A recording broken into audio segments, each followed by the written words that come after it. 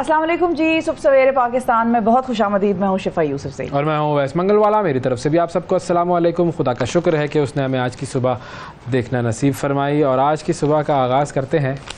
पहली मर्तबा इंसान जब कोई काम करता है, पहली मर्तबा जब आप ये प्रोग्राम कर रही थी, पहली मर्तबा जब आपने साइकिल चलाना सीखी होगी, पहली मर्तबा जब आप स्कूल गए होंगे, पहली मर्तबा आपने कोई वीडियो बनाई होगी, पहली मर्तबा आपने कोई अगर पॉडकास्ट करते हैं तो पॉडकास्ट की होगी, पहली मर्तबा कोई तकरीर की होगी। वो पहली मर्तबा मोहब्बत नहीं लाया, मोहब्बत और पहली तनख्वाह। नहीं, असल में एफर्ट वाली बात करना चाह रहा था। तनख्वाह में तो खैर क्या एफर्ट तो मिलती है, आपको नौकरी जब मिलती है, पहली नौकरी जब लगती है और उसके बाद आपका पहला महीना खत्म होकर पहली तनख्वाह आती है, वो भी एक अलग दिन होता है। या पहली मोहब्बत, बिल्कुल बिल्कुल। पहला वर्कआउट जब आप कर रहे होते हैं, अगर आप कोशिश करें कि भाई वर्कआउट में कर लूँ, एक्सरसाइज कर लूँ, तो वो जो पहली मर्तबा जब आप वो काम करते हैं तो हमेशा उसमें गलतियाँ होंगी। हमेशा पहली मर्तबा है, कोशिश आपने पहली की है, वो पहला कदम, वो पहली कोशिश हमेशा गलतियों के साथ होगी। लेकिन अगर आप 100वीं मंजिल तक पहुंचना चाहते हैं तो वो पहला कदम उठाना ज़रूरी है। उस पहले कदम की गलतियों से डर गए अगर आप उस पहले कदम की ही तरफ ना पहुंच सके तो 100वें कदम की तरफ आप नहीं जा सकेंगे। पहला मैच जब आप खेलेंगे तो हो सकता है उसमें अच्छा परफॉर्म ना कर सकें, उसके अंदर बड़ा प्रेशर होता है। लेकिन अगर आपने अपनी ज़िंदगी का 100वां मैच खेलना है तो आगाज़ तो उसी पहले मैच से होगा। तो वो जो पहला कदम है वो ज़रूर उठाइए। वो कदम उठाना ही इस बात की निशानदेही करता है कि आपके अंदर आगे बढ़ने का जज्बा है। वही जज्बा आपको 100वें और फिर 1000वें तक लेकर जाएगा। ये थी कमाल की बात, पहली बात, पहली कमाल की बात। अभी तक पहले हम काम की बातें कर चुके हैं, अब पहली कमाल की बात थी। तो क्या हम सेगमेंट का नाम चेंज कर देते हैं? कमाल की बात यूँ कर देते हैं। इसमें कौन पूछेगा? मुझे बताएं, अगर मैं सेगमेंट का नाम चेंज करना चाहूँ तो है किसी में हिम्मत के मुझे कहे कि ना करो? नहीं, वजीर आजम का कैंडिडेट था भाई ये। अरे वजीर आजम का कैंडिडेट तो छोड़ ही दें, बस क्या बोलूं मैं ना ही। बस ये देखें, ये देखें निगरान टेक्नोक्रेट लिखा हुआ है, टेक्नोक्रेट और गैर मुतनाज़ा। मजाक किया? मैंने नहीं मजाक किया, ये नजदीक की नजर थोड़ी कमजोर हो गई है मेरी। टेक्नोक्रेट और गैर मुतनाज़ा अफराद शामिल, निगरान वफाकी काबीना के लिए मुशावरत मुकम्मल। उसमें भी शामिल नहीं किया उन्होंने। मुझे क्या पता उसमें आपका नाम हो, अभी इन्फॉर्म करना हो उन्होंने। उम्मीद से रहे आप। पता नहीं। डॉक्टर शमशाद अख्तर को खजाना, जलील अब्बास जिलानी को खारजा और सैयद मोहम्मद अली को वजारत इत्तलात का कलमदान मिलने का इम्कान। कौन सी वो करेंगे पोर्टफोलियो? कोई भी दे दे, बगैर उसके भी तो पोर्टफोलियो के वजीर भी तो होते हैं। कुछ तो करते ही हैं वो, किसी ना किसी खाते में डालते हैं उनको। डाल दो, लेकिन आप क्लाइमेट में चले जाना। फिर मुझे इन 3 महीनों में क्लाइमेट में जो नागहानी होता हुआ तब्दीलियां आने लगी हैं, जो भी बारिशें बहुत हो रही हैं, मानसून चल रहा है, तो उन 3 महीनों में अवैस जो है वो क्लाइमेट का वजीर होगा निगरान काबीना में। कुछ भी आप मुझे किसी भी खाते में डाल दें, फिर मैं देखें आप कैसे कैसे खाते खोलता हूँ, फिर आप देखें। चलिए जी नाजरीन, हम देखते हैं, इंतजार करते हैं, हो सकता है आज कॉल आ जाए। टेक्नोक्रेट तरीन जो है निगरान वजीर का एजाज मिलेगा मुझे। हाँ, टेक्नोक्रेट तरीन। और हो सकता है नाजरीन, हो सकता है कि कल अवैस ना हो और कॉल इनको आ जाए कि आप काबीना का हिस्सा सर आएँ, तो फिर कल आपको यहाँ पे मेरी इजारादारी नजर आएगी। और अगर यहाँ नहीं होगा तो फिर यही आपको नजर आएंगे इधर। चले फिलहाल आपको अब लेके चलते हैं, 60 सेकंड दिखाते हैं। पाकिस्तान का मजमूई कर्ज 60,839 अरब रुपए हो गया। स्टेट बैंक की रिपोर्ट जारी। निगरान काबीना के लिए मुशावरत मुकम्मल, जलील अब्बास को खारजा और सैयद मोहम्मद अली को वजारत इत्तलात दिए जाने का इम्कान। रानीपुर में 10 साला मुलाजमा पर मुबैना तशद्दुद और हलाकत का मरकजी मुलज़म असद शाह गिरफ्तार। नई मरदमशुमारी की मंजूरी का मुश्तरका मुफाद कौंसिल का फैसला सुप्रीम कोर्ट में चैलेंज। वर्ल्ड कप 2023 फोकस था लेकिन टीम में जगह नहीं बनती। वहाब रियाज ने क्रिकेट से रिटायरमेंट का ऐलान कर दिया। दौरान प्रेस कॉन्फ्रेंस आपदीदा हो गए।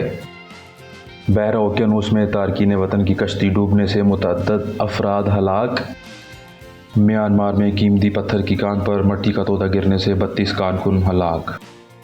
दुनिया की 1/4 आबादी को इस वक्त पानी की शदीद कमी का सामना। वर्ल्ड रिसोर्सेज इंस्टीट्यूट की नई रिपोर्ट में इंकशाफ। अमरीकी जेलों में इंतहा की गर्मी से कैदियों में खुदकुशी की शरह बढ़ गई। जी, ये थी 60 सेकेंड न्यूज़। और 60 सेकंड न्यूज़ के बाद हम ज़रा आगे बढ़ते हैं और ट्रेंडिंग स्टोरीज़ की बात करते हैं। सबसे पहले वहाब रियाज साहब की बात कर लें। बैनुल अक़वामी क्रिकेट से उन्होंने रिटायरमेंट का ऐलान कर दिया है वहाब रियाज साहब। और वहाब रियाज साहब निगरान वज़ीर खेल थे, वो हैं अभी भी हैं, अभी वो तो निगरानी चलेगी। अब आप ये कर लें वहाब भाई, अब हमें आपसे बड़ी मोहब्बत है। वो कहते हैं ना कि पाकिस्तान की जो बॉलिंग की दुनिया थी क्रिकेट की, उसमें 2 W's थे, वसीम और वकार, और उसके बाद तीसरा जो W आया था वो वहाब आया था। और ये तीनों कमाल के बॉलर रहे।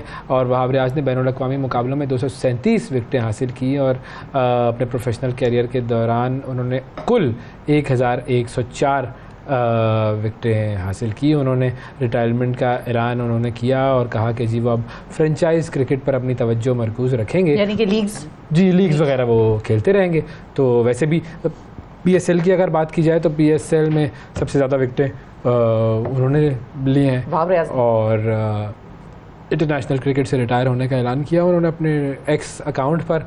और क्रिकेट बोर्ड अपने एक्स अकाउंट जो है, ट्विटर, अच्छा ट्विटर नहीं है अब एक्स है वो भाई, अब वो कहानी गुजर गई Twitter, it's gone. Elon Musk has changed everything.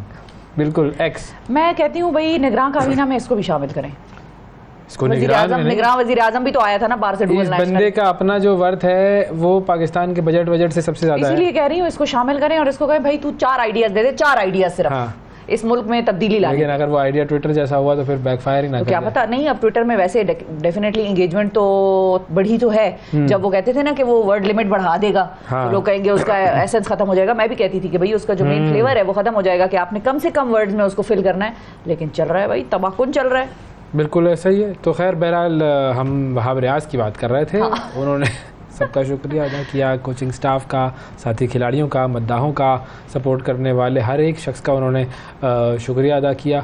और उनका मज़ीद कहना यह था कि गुज़िश्ता 2 सालों से मैं रिटायरमेंट के बारे में गौर कर रहा था और 2023 में मेरा आइडिया था कि मैं क्रिकेट से रिटायरमेंट हासिल कर लूँ, लेकिन अब मैंने जो है वो रिटायरमेंट का ऐलान जब किया है तो मैं बहुत खुशी महसूस कर रहा हूँ और अपने मुल्क की मैंने बहुत खिदमत की है।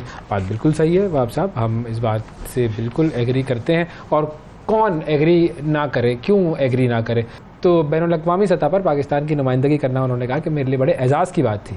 और अब जो है वो देखते हैं कि फ्रेंचाइज क्रिकेट में वो क्या करते हैं। अच्छा, मुझे 15 साल का करियर था इनका, 15 साल तक इन्होंने क्रिकेट खेली, लॉन्ग करियर। हाँ, बिल्कुल बिल्कुल।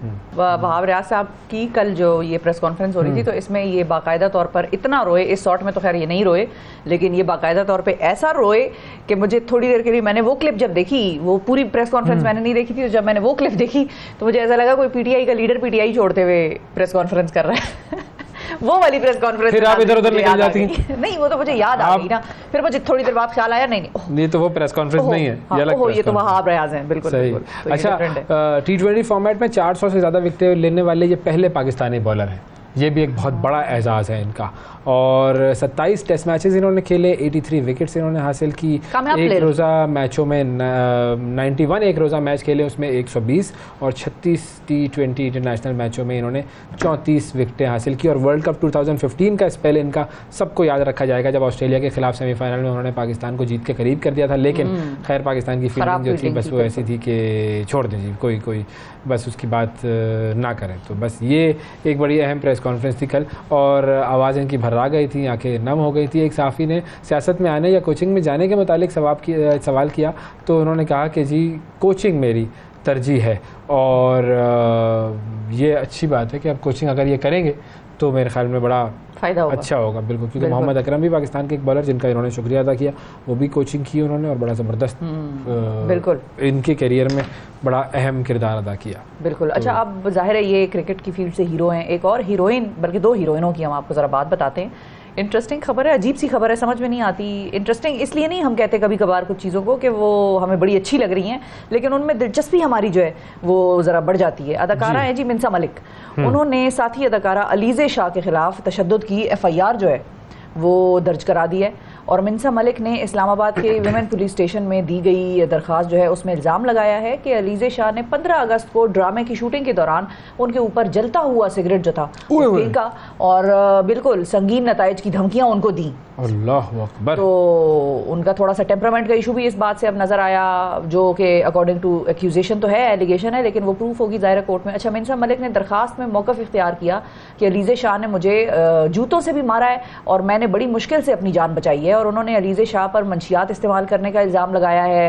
उन्होंने कहा कि जी मनशियात के नशे में वो थी उस वक्त जब वो मेरे साथ हाई थी। उन्होंने ये बात की बिल्कुल कि वो हाई थी जब उन्होंने मेरे साथ ये सारा काम किया, वो जहनी तौर पर उस वक्त फुली फंक्शनल नहीं थी। और मिन्सा मलिक ने अपनी शिकायत में मजीद कहा कि अलीज़े शाह मुझसे पेशावराना तौर पर हसद करती है। इससे पहले भी इसकी जो नाजेबा वीडियोज़ हैं वो सोशल मीडिया पर वायरल हो चुकी हैं, कुछ इस किस्म की बात भी उन्होंने की। फिर उन्होंने अपनी दरख्वास्त में कहा है कि इससे कबल भी एक प्रोडक्शन हाउस ने अलीज़े शाह के परेशान कुन रवैये की वजह से एक ड्रामे की शूटिंग रोक दी थी और अलीज़े के खिलाफ FIR दर्ज कराई थी। तो ये जो है मामलात अब इल्ज़ामात तो आ गए। माजी में भी इनके मुख्तलिफ तनाज़ात आते रहे हैं अलीज़े शाह के। टेम्पर का इशू रहा है, सामने गाड़ी में वो सिगरेट पीते हुए एक वीडियो थी वो वायरल हुई थी जिस पर उन्हें सोशल मीडिया पर काफ़ी तनकीद का निशाना बनाया गया था। और एक TV प्रोग्राम में यासिर नवाज़ ने अलीज़े शाह के साथ काम करने के तजर्बे को बड़ा खौफनाक तजर्बा करार दिया था। फिर बाद में उन्होंने अपने इस बयान पर अदाकारा से माफ़ी मांग ली थी, लेकिन ये बयान मुझे याद है फिर नवंबर में 2021 में नवीद रज़ा अदाकार हैं, उन्होंने भी एहसन खान के शो में इस मामले पर बात करते हुए दावा किया था कि अलीज़े शाह ने यासिर नवाज़ और हुमायूं सईद के साथ बड़ा बुरा सलूक किया था। और देखें, कम उम्री में अलीज़े शाह ने शोबिज़ इंडस्ट्री में मकबूलियत हासिल की, बड़ी टैलेंटेड अदाकारा हैं, कम उम्री में उन्होंने जो है वो ये मकबूलियत हासिल कर ली। लेकिन वही बात है कि कभी कभी कम सर पे चढ़ जाती है फेम, होता है, बिल्कुल फेम सर पे चढ़ जाता है। और अच्छा, अलीज़े शाह ने फिर ज़ाहिर है शोबिज़ इंडस्ट्री में मकबूलियत हासिल करने के उनके मकबूल ड्रामे जो हैं उनमें ISPR के तहत बनने वाले ड्रामे भी शामिल हैं। ऐद वफ़ा समेत इश्क तमाशा सा शामिल है, फिर दिल मोम का दिया शामिल हैं। तो अच्छे खासे इन्होंने ड्रामे किए हैं और अच्छे ड्रामे किए हैं, ये नहीं कि कोई स्टोरी उनकी हल्की थी या कुछ, अच्छे ड्रामे किए हैं। लेकिन अब ये तनाज़ा शुरू हो गया है, अब इस पे देखते हैं कि ये कहाँ तक जाता है, क्या FIR पे मजीद कार्रवाई होगी, दोनों साइड्स का वर्जन आया, फिर पुलिस फैसला करेगी, पता चलेगा कि भाई मामला है। कभी कभार ये भी होता है कि आप दूसरी पार्टी अगले से राब्ता कर लेती है, सेटलमेंट हो जाती है, FIR वगैरह वापस हो जाती है। तो अब देखना है कि इस पे मुकदमा चलता है या ये FIR खत्म हो जाती है, कोई पार्टी इसकी सेटलमेंट हो जाए। अपना फेंकिएगा मेरे ऊपर कभी, ये जलती हुई कॉफी से मग फेंक दिया, ठंडी हो गई कुछ भाई गुस्सा आ गया। चलो भाई, मैं अभी फिर जाऊंगा पुलिस के पास, शिफा यूसुफजई, उन्होंने मुझ पर जलती हुई कॉफ़ी चाय फेंकी है। बहरहाल आगे बढ़ते हैं जी। ब्राज़ील के मशहूर फुटबॉलर नीमार बड़ा कल से छाए हैं ये भी। भाई नीमार ने कर दिया है सबको बीमार, क्योंकि अब वो चले गए हैं सऊदी अरब के क्लब अल हिलाल, उसके साथ मुआहदा हो गया है और बड़ी ज़बरदस्त तफसीलात हैं। शहजादों जैसी मरात मिल रही हैं उनको। सऊदी अरब के जो ये क्लब है उसके साथ 2 साल तक ये खेलेंगे। हर हफ्ते का मुआवजा $25 लाख मिलेगा। मैं प्रोग्राम छोड़ रहा हूँ आज। 2 साल तक खेलेंगे जी। पाकिस्तानी रुपयों में तकरीबन 70 करोड़ रुपए बनता है हर हफ्ते का। हर हफ्ते 70 करोड़ रुपए। मजमूई तौर पर उन्हें पाकिस्तानी करेंसी में तकरीबन 94 अरब रुपए मिलेंगे।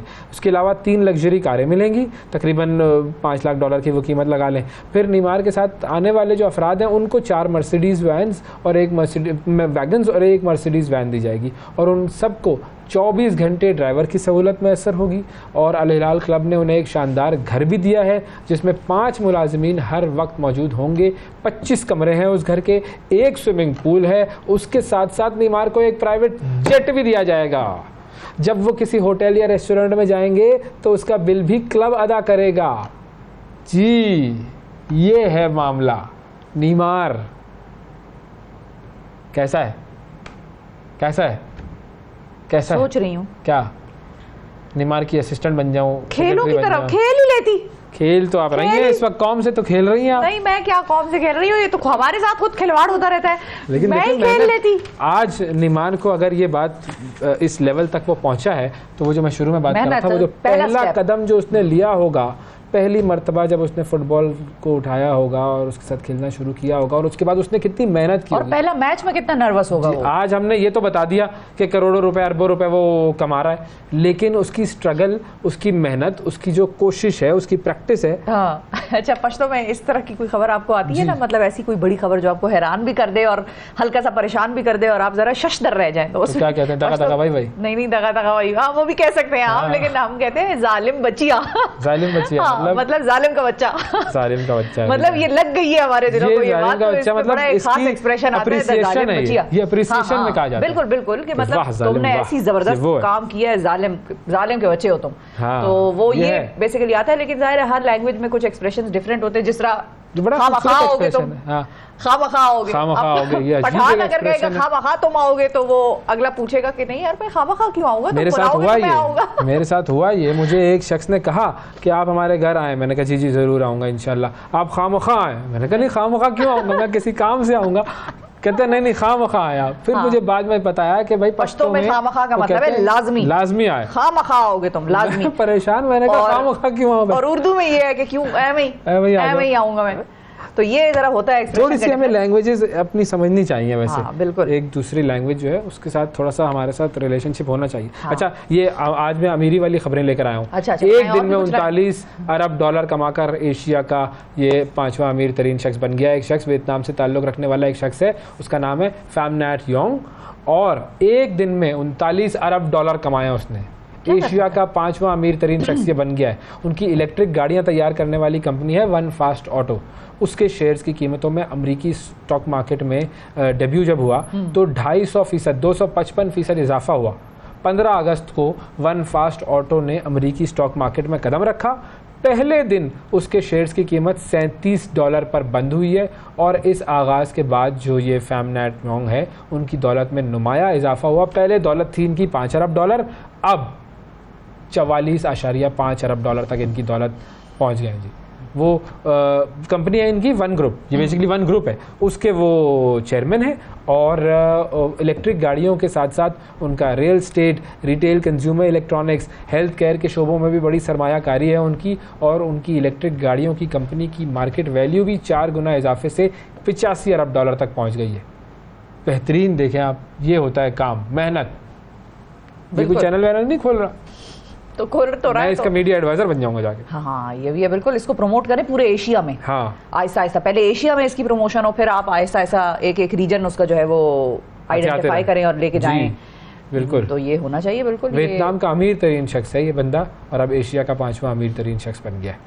हर साल 3 लाख इलेक्ट्रिक गाड़ियाँ जो है वो तैयार करती है इसकी कंपनी, और अमेरिका में भी अब ये मुतारिफ करवाया जा रहा है, और फैक्ट्री तामीर कर रहे हैं ये वहाँ पर जी। बिल्कुल सही है। अच्छा, मैं आपको बता दूं कि एक खतरनाक खबर अमेरिका से आई है, वहाँ पर भी बड़े अमीर तरीन, और वो लेनी है, जल्दी जल्दी बता दें। हाँ, वो अमेरिका से खबर आई है कि अमेरिकी रियासत हवाई में माहौलियाती तब्दीलियों के सबब तबाहकुन आग का सामना जो है वो कर रहे हैं वहाँ पर लोग। हवाई जो जिसको कहते हैं कि हवाई के जंगलात हैं, उनमें लगने वाली आग को तारीख की बदतरीन आग करार दिया जा रहा है, और इसमें अब तक क्या नुकसान हुआ है, अब तक 93 अफराद जो हैं वो हलाक हो चुके हैं, और आग की तस्दीक जो है वो जाहिर है की गई। फिर उसमें रेस्क्यू टीमें और उनके जो कुत्ते हैं वो लोगों की तलाश करने में लग गए। फिर आग की शिद्दत इतनी ज़्यादा थी कि गाड़ियाँ भी पिघल चुकी हैं, और इस तबाही से कई अरब डॉलर का नुकसान जो है वो उसका अंदाज़ा लगाया जा रहा है। हवाई के गवर्नर जो हैं जॉश ग्रीन, उन्होंने खबरदार किया कि मजीद लाशें भी मिल रही हैं, हलाकतों की तादाद में भी मजीद इजाफा हो रहा है। खदशा है इस चीज़ का, तो जलती हुई आग इतनी तेज़ है कि मीलों दूर से उसे देखा जा सकता है। तो अल्लाह रहम करे जी, अल्लाह रहम करे। शदीद वहाँ पे ये क्राइसिस डेवलप हुआ है इस वक्त। वक्फा लेते हैं जी, वक्फे के बाद दोबारा हाजिर होते हैं, हमारे साथ रहिएगा।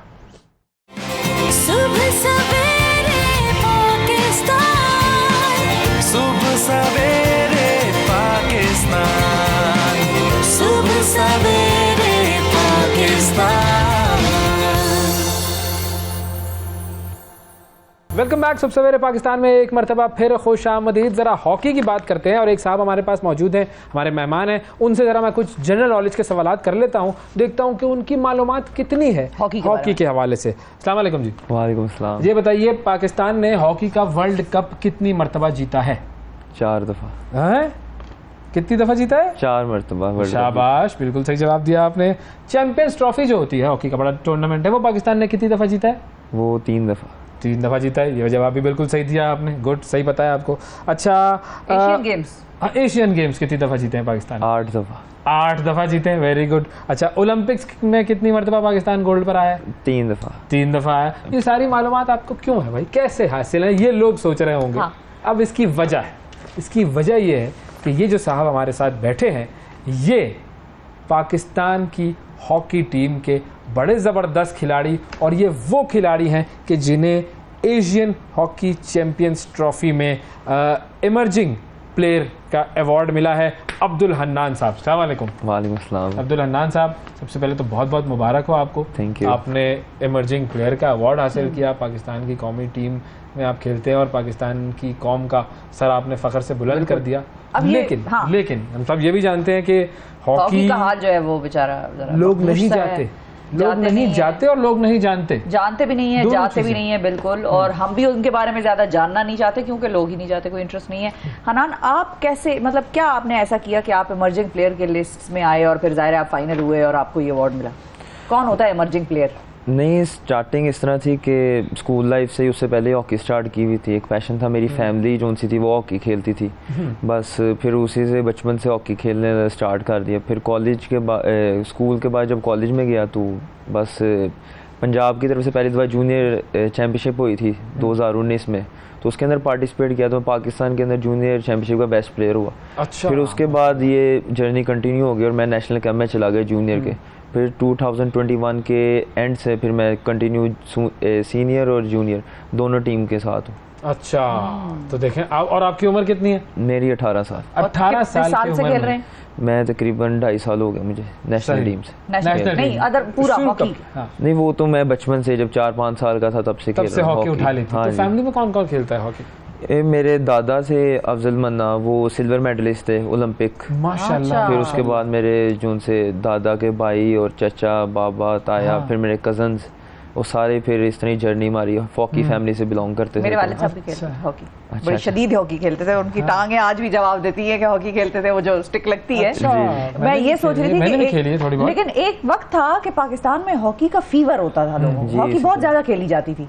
उसकी क्या वजह है? ये आपसे मेरा सवाल है। बस वो फीवर उतर गया। कोई बहुत ज्यादा कमर्शलाइजेशन तो उस वक्त भी नहीं थी, कमर्शलाइजेशन नहीं थी, लेकिन लेकिन जो वो एक हर घर से एक आदमी, कोई ना कोई शख्स होता था जो हॉकी में तो होता ये था। बताए ना, ये बताए ना क्या वजह थी? एक तो ये कि हॉकी का जो ड्रॉबैक काफ़ी ज़्यादा है, पिछले 4-5 सालों में बहुत ज़्यादा आ गया, बिकॉज के जो हमारे डिपार्टमेंट्स हैं स्पोर्ट्स के वो बंद हो गए हैं। अब तकरीबन 2.5-3 लाख बंदा बेरोज़गार हो गया सिर्फ पंजाब के अंदर, हाँ। जिसके अंदर ओलंपियंस भी हैं, जो ओलंपिक्स खेल के आया हुआ है, जो पाकिस्तान को जिसने सर्व किया, अपनी सारी जवानी दी है स्पोर्ट्स को, अगर आप उसको इस एज पे आके 30-35 साल की उम्र में उसको आप जॉब से फारिग कर दें, हाँ। तो फिर एक जो यंग बच्चा है वो क्यों आके इस स्पोर्ट्स को कंटिन्यू करेगा।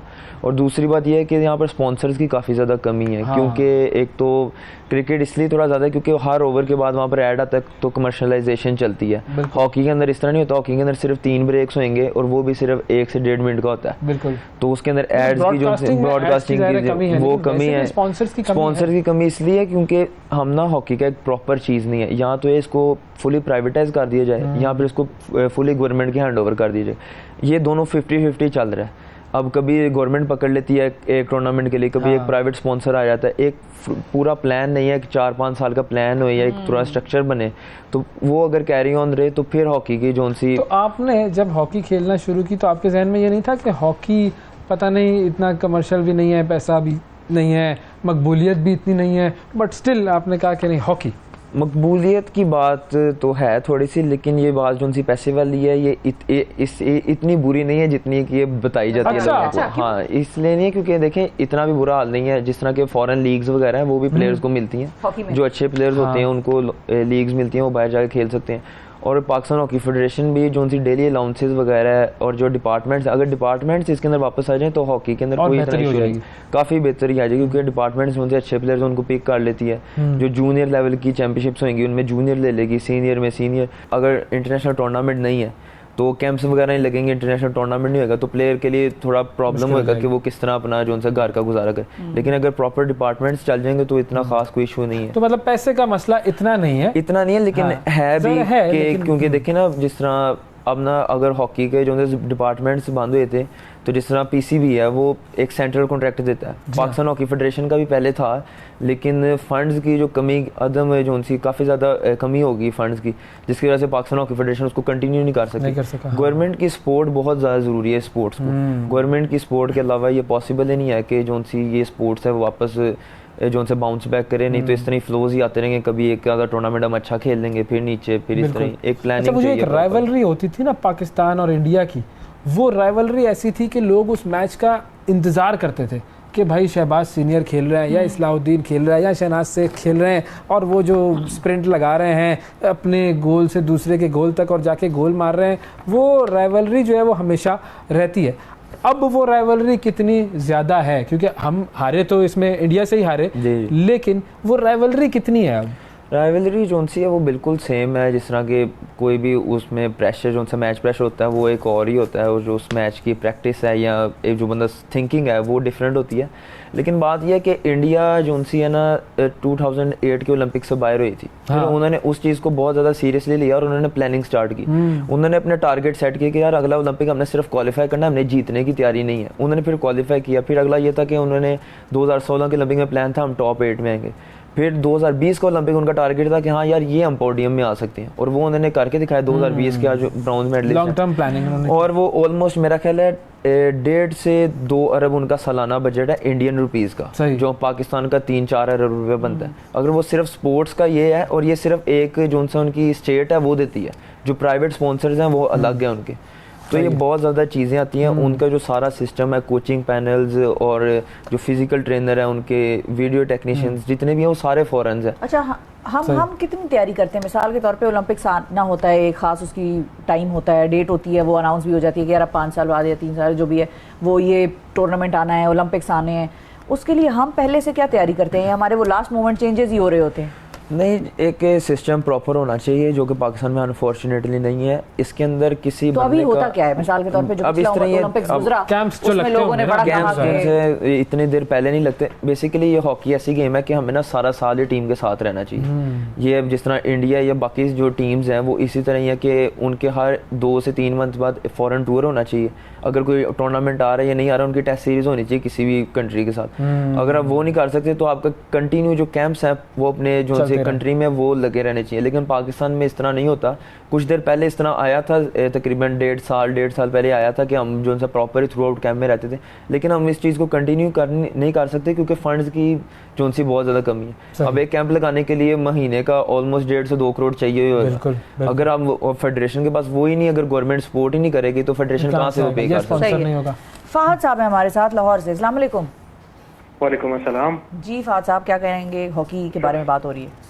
सबसे पहले तो मैं अब्दुल हनान शाहिद को मुबारकबाद पेश करना चाहूँगा, और दूसरा हॉकी हमारा कौमी खेल है और जिस तरह से इसको नज़रअंदाज किया गया बड़ा दुख होता है, बड़ा अफसोस होता है। जैसे कौम नजरअंदाज हो रही है वैसे कौमी खेल नजरअंदाज हो रहा है। और क्या, आप तो कैसे कह रहे हैं जैसे आज तक कुछ हुआ ही गलत नहीं है हमारे साथ। सही है। हमारा कौमी खेल है और उसको इस तरह से देख के बड़ा दुख होता है इंसान को। और गवर्नमेंट को चाहिए कि इस पे थोड़ी सी नजरसानी करें और प्लेयर्स को मुआवनत वगैरह करें उनकी, ताकि वो इंटरनेशनल और उनको इंटरनेशनल कॉन्फिडेंस आए, इंटरनेशनल लेवल पे जाके भी पाकिस्तान का नाम रोशन कर सके। थैंक यू फहद, बहुत शुक्रिया। अच्छा, आपकी जो हॉकी की तरफ रग़बत है वो शुरू हो गई बचपन से ही, फैमिली इन्फ्लुएंस था, लेकिन किस प्लेयर को आप ज़्यादा स्टडी करते हैं या कौन सा आपका फेवरेट प्लेयर रहा है, कौन इंस्पिरेशन है?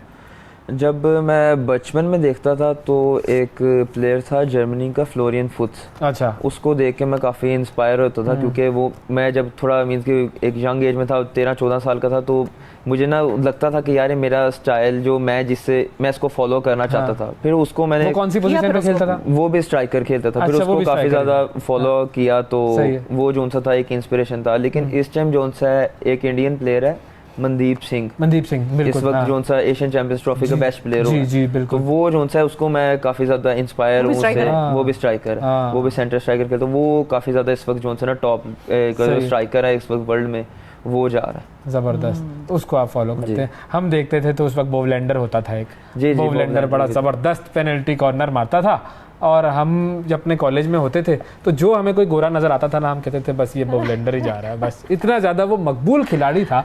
और फिर उसके बाद हमारे वो आए थे सोहेल अब्बास, उन्होंने पेनल्टी कॉर्नर्स का रिकॉर्ड जो बनाया दुनिया में, वो कमाल है, आज तक मौजूद है। कॉलर है एक और हमारे साथ, तारिक। अस्सलाम वालेकुम, सरगोदा से। जी वालेकुम अस्सलाम। जी तारिक साहब क्या फरमाएंगे? जी मैं ये बात कहूँगा कि पाकिस्तान का जो माजी है पास से बहुत जबरदस्त रहा है हॉकी के लिए, तो अब हम फ्यूचर में क्या ऐसे इकदाम उठाएं कि हॉकी जो है वो पाकिस्तान का फिर एक से जो कौमी खेल है वो दोबारा। आप बताएं क्या इकदाम उठाने चाहिए? जी मेरे ख्याल में तो इस तरह ये अब्दुल हन्नान साहब ने बात की है कि हमें जो है ज्यादा से ज्यादा स्पॉन्सर जो है वो तलाश करने चाहिए और नौजवानों को जो है इस बारे में आगे करना चाहिए। पैसा डालें किसी भी चीज में, जितना गुड़ डालोगे उतना मीठा होगा। जी ऐसा ही है। बहुत शुक्रिया तारिक साहब, थैंक यू। तो आपकी क्या शेड्यूलिंग रहती है, कितना ज़्यादा आपकी प्रैक्टिस और फोकस और कितना वक्त लगाते हैं आप? जब नेशनल कैंप्स लग जाते हैं तो तब तो हम बहुत ज़्यादा बिजी स्केड्यूल होता है हमारा। मींस के सुबह मॉर्निंग सेशन होता है, फिर शाम को इवनिंग सेशन होता है, बीच में जो सा हमारा आफ्टरनून में होता है उसके अंदर मीटिंग होगी। अगर मीटिंग नहीं होगी तो यहाँ पूल सेशन या फिर डिनर के बाद हमारी मीटिंग होगी। तो वो जो कैंप के अंदर स्केड्यूल है वो तो काफ़ी ज़्यादा बिजी होता है। लेकिन जो आम रूटीन में है वो मीन्स कि जब हम अपने घरों में चले जाते हैं फिर भी इस तरह ही है कि दो टाइम हमने ट्रेनिंग सेशंस करनी होती है अपने होम ग्राउंड में, एक सुबह और एक शाम को।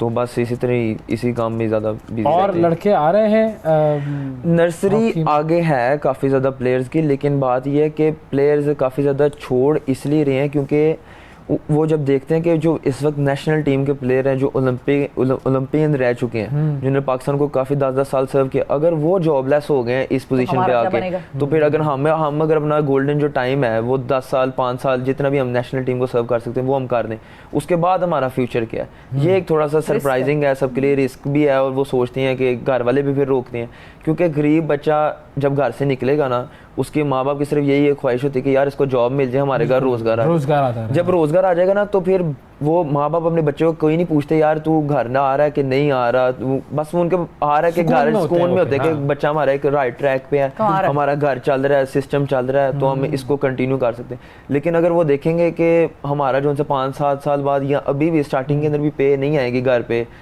खर्चा नहीं चलेगा, तो फिर जाहिर बात है क्यों कोई माँ या कोई अपना बाप जो। लेकिन जब आप जैसे खिलाड़ी जाते हैं नेशनल टीम में और फिर इमर्जिंग प्लेयर का जो जीतते भी हैं खिताब, मतलब पाकिस्तान पहली मरतबा ऐसा हुआ है कि इस टूर्नामेंट में सेमीफाइनल में नहीं पहुंचा है, which is a setback Pakistan के लिए, लेकिन फिर हमारे प्लेयर जो हैं वो एजाज जीतते हैं। ये कैसी फीलिंग थी, कैसा मोमेंट था? जी इसके अंदर हुआ ये था कि ना कोरिया, जापान और पाकिस्तान, हम तीनों के जो उनसे पॉइंट्स थे वो सेम थे, लेकिन गोल डिफरेंस के ऊपर हम बाहर हो गए थे। इसके अंदर ये होता है कि इंटरनेशनल एक्सपोजर की कमी थी प्लेयर्स के अंदर, तकरीबन 3 से 4 प्लेयर्स थे जिनका ये डेब्यू था। और हॉकी जो सी वैसी गेम है कि उसके अंदर 18 के 18 प्लेयर जो थे ना वो सेम होने चाहिए। अब उसके अंदर थोड़ा सा इंटरनेशनल एक्सपोजर की कमी थी कि प्लेयर्स जो थे हमारे यंग थे। ऑलमोस्ट हमारी जो सी ये टीम है इसके अंदर 12 प्लेयर ऐसे हैं जो कि हम जूनियर वर्ल्ड कप खेल सकते हैं, जो कि 2023 के दिसंबर में है। सही। तो वो एक हमारे लिए एक प्लस पॉइंट है कि हम जूनियर वर्ल्ड कप के लिए इससे काफ़ी ज़्यादा एक्सपोजर हमने हासिल किया। अब आगे एशियन गेम्स है, तो ये दो हम जब इंटरनेशनल सीनियर टूर्नामेंट्स खेलेंगे और हम जब जूनियर में जाएंगे तो एक काफ़ी ज़्यादा अच्छा है, क्योंकि सीनियर से जब आप जूनियर में जाओ तो थोड़ी teams as compare to senior है वो कम मिलती है। लेकिन इमर्जिंग प्लेयर आप जब सिलेक्ट हुए उस वक्त की फीलिंग क्या थी, वो क्या था? जाहिर सी बात है काफ़ी ज़्यादा प्राउड मोमेंट होता है, क्योंकि ये काफ़ी ज़्यादा प्लेयर्स जितने टॉप लेवल्स प्लेयर आप खेल रहे हैं इस वक्त, जो पूरे वर्ल्ड वाइड जो इस वक्त काफ़ी ज़्यादा मशहूर हैं, जो कि टॉप 10 में आते हैं, उनके खिलाफ खेलना फिर उनमें से सिलेक्ट होना ये एक बहुत ही ज़्यादा खुशी की बात होती है। लेकिन ये जो उनसे तमाम क्रेडिट टीम को जाता है। हाँ, क्योंकि जो ये हॉकी जो सी ट्रूली जो सी टीम स्पोर्ट्स है, इसके अंदर ये एक इंडिविजुअल जो है बहुत अगर मून होता है कि जनाब को एक बंदा बॉल एक अकेला रन डाउन कर ले बहुत ज़्यादा आउटस्टैंडिंग तो कुछ हो जाए, नहीं तो ये प्रॉपर्ली जो सी टीम गेम है। तो अब तो इस तरह प्लेयर्स की जेलसी वगैरह तो नहीं ज़्यादा नहीं, प्लेयर्स के अंदर तो नहीं इस तरह का भी कुछ होता। प्लेयर्स आपस में बहुत ज़्यादा प्यार मोहब्बत वाले हैं, एक दूसरे से काफ़ी ज़्यादा इकट्ठे रहना, यूनिटी है काफ़ी ज़्यादा प्लेयर्स में। तो लीगों से ऑफर आ गई अब? लीग्स में खेलता भी रहा हूँ, तकरीबन मैंने 2-3-4 सीज़न खेले हैं मुख्तलिफ कंट्रीज़ में। तो लीग्स ये तो, लेकिन ये होता है कि जब हम पाकिस्तान टीम के साथ हैं, जब हमारा स्केड्यूल नेशनल टीम के साथ नेशनल कॉज में फिर तो हम रिफ्यूज़ कर देते हैं लीग, जब हम फ्री होते हैं तो फिर हम इसको ज्वाइन करते हैं। ज़बरदस्त जी, बहुत शुक्रिया अब्दुल हन्नान साहब, कांग्रेचुलेशंस।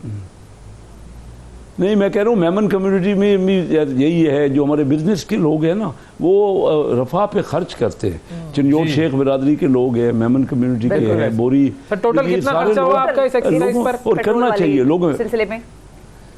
देखिए ये खर्चा एग्जैक्ट तो क्या, देखिए ना पेट्रोल का रेट ही मैंने पुराने रेट पे लिया तो कल ही रेट बढ़ गया, तो खर्चे तो नीचे ऊपर होता रहता है, लेकिन वो यही कोई तकरीबन 1 करोड़ से कम ही है। जी हाँ, नहीं 1 करोड़ से कम खर्चा। कैसर साहब बहुत शुक्रिया, जबरदस्त आपने काम किया तकरीबन, और अल्लाह ताला आपको इसी तरह अच्छे काम करने की तौफीक देता रहे, और हम आपसे फिर राब्ता रखेंगे, पेट्रोल लेने आएंगे आपके पास। थैंक यू जी, बहुत शुक्रिया। नाज़रीन वक्फा लेते हैं, वक्फे के बाद दोबारा मुलाकात करते हैं।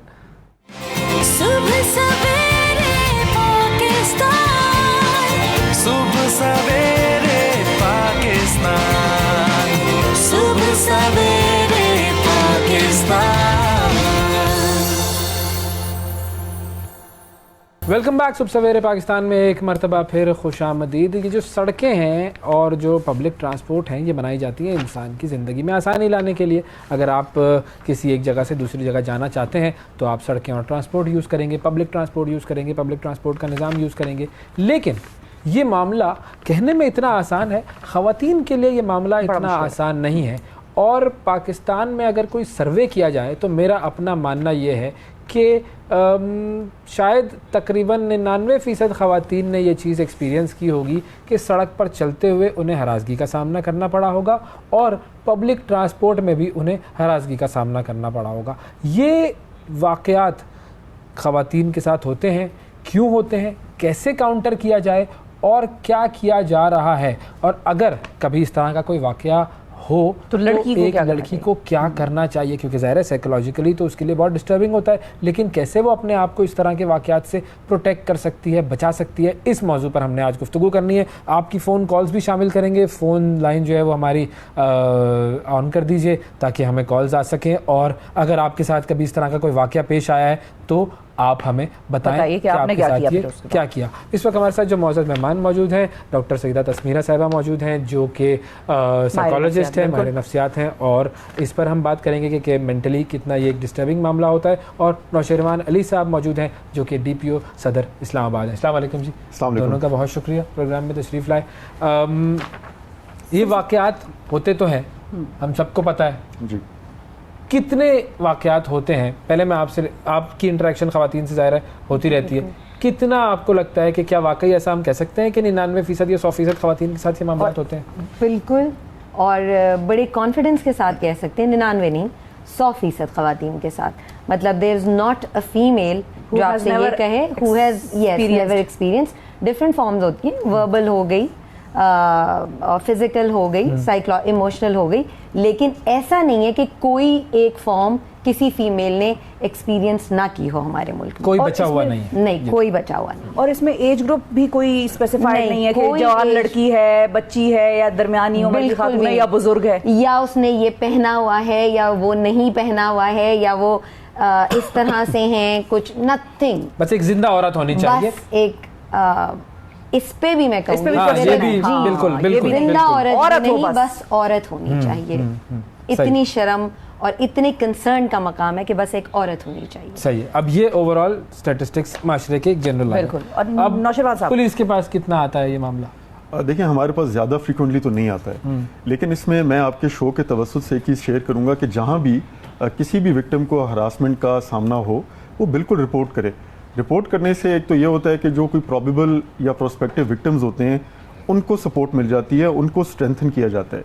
सेकेंडली ये कि हर हरासमेंट की कंप्लेन को पुलिस सीरियसली लेती है और उसके ऊपर एक्शन लेती है।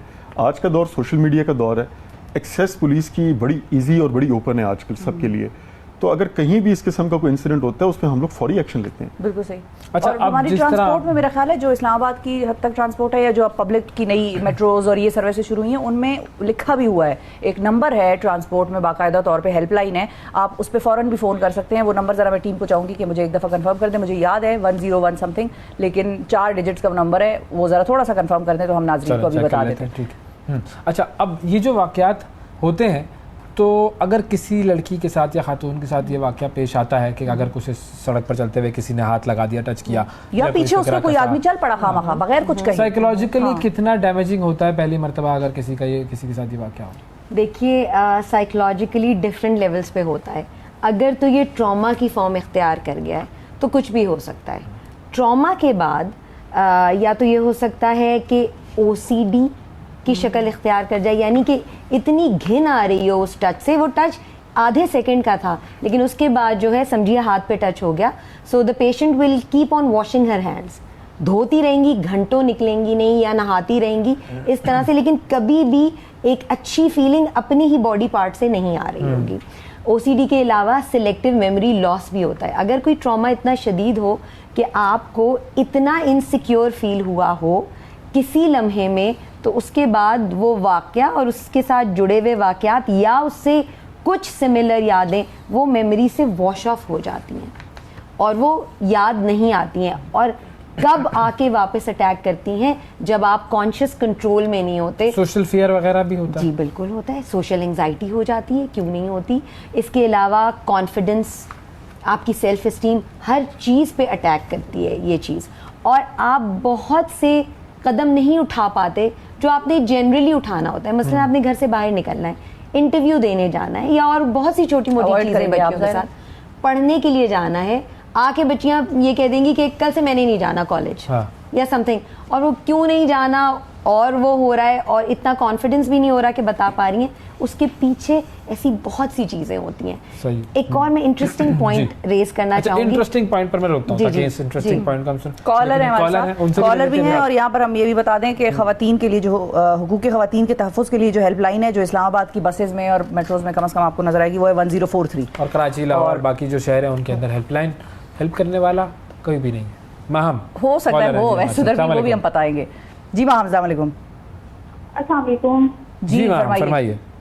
जी, मैं लाहौर से बात कर रही हूँ। मेरा डेली बेसिस पे पब्लिक ट्रांसपोर्ट में आना जाना होता है, तो आज के जैसे वाक़ये बढ़ गए हैं हरासमेंट के, तो मेरे अंदर बहुत ज़्यादा खौफ पैदा होता है। मुझे 10 दफ़ा सोचना पड़ता है कि अब मैं जाऊँ नहीं जाऊँ, कहीं मेरे साथ ऐसा वाक़या पेश ना आ जाए। तो आज का हमारा माहौल काफ़ी डेंजरस टाइप हो। कभी आपके साथ खुदा न खास्ता हुआ है ऐसा कुछ? मेरे साथ हुआ नहीं, लेकिन बात जाते हुए लोग देखते बहुत हैं।